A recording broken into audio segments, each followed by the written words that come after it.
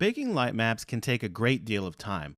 Obviously, the larger the scene, the higher the quality settings, and depending upon your light mask settings, the more this time grows. Light map bakes can often take entire days. This is where having a render farm at your disposal helps. It could be as simple as having a few more PCs on your home or work network that you can use. It goes without saying that each PC should be of fairly moderate to high-end capability, because any PCs that are lower quality are going to obviously drag down the render time and can actually make things worse.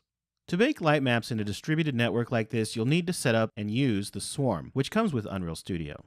We have two applications that we can use, the Swarm Agent and the Swarm Coordinator. Now the agent, it needs to be on every rendering node. The agent will basically communicate back to the Swarm Coordinator. The coordinator will handle sending out the render jobs. So let's take a quick look at where you can find both.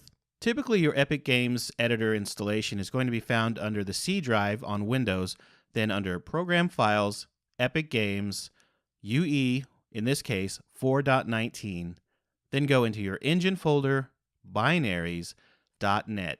Here you'll find the two applications we'll be using. Swarm Agent. This goes on each render node, including the node that has the coordinator. Then we have the Swarm Coordinator. Again, this will be controlling the render job. The Swarm Agent needs to be launched on all of the computers in your network. In the Swarm Agent, before we can use it, we do need to set it up so that all of the computers are communicating together. Locate Distribution Settings, and then directly under that, you'll find Agent Group Name. This is whatever name you want it to be for your network. Mine's called Pluto Swarm. Below this, we have Allowed Remote Agent Group.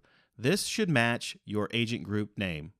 Below this, we have Allowed Remote Agent Names, and these are the names of the other computers on the network that you'll be using as render nodes. My computers are named Delta and Omega. If you skip a line down, you'll find Coordinator Remoting Host. This is where you'll put the name of the computer that the Swarm Coordinator is running on. In this case, my computer's name is Office. Of course, you'll need to set this up on all of the computers that are being used as render nodes as well. So launch the Swarm Agent on those computers and put in all of the same information. So if I were to go to the Delta computer, here I would put Omega and Office. And likewise, if I go onto the Omega computer, I would put Delta and Office here, where the coordinator would always be Office. Here I've launched the Swarm Coordinator on my Office computer, and we can see that it has automatically detected the other computers on the rendering farm. So we have Delta, then we have Office, which is this one, and then Omega. To the far right, we have a couple of columns here that tell us how many of the CPU cores are going to be used for rendering. Now, Delta is less powerful, obviously, than the other two computers, so it might not be such a good choice to use it because it can possibly slow down the render time. Looks like I need to upgrade. Omega is slower than Office, but not by enough for me to be worried. At this point, all we need to do is fire off a light map bake. Launching the Swarm Agent again, I can now see all three computers in the agent, Office, Omega, and Delta, and they are actually beginning to work on the render.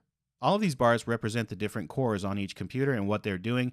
Down below, you'll find color coding to let you know exactly what each of these is.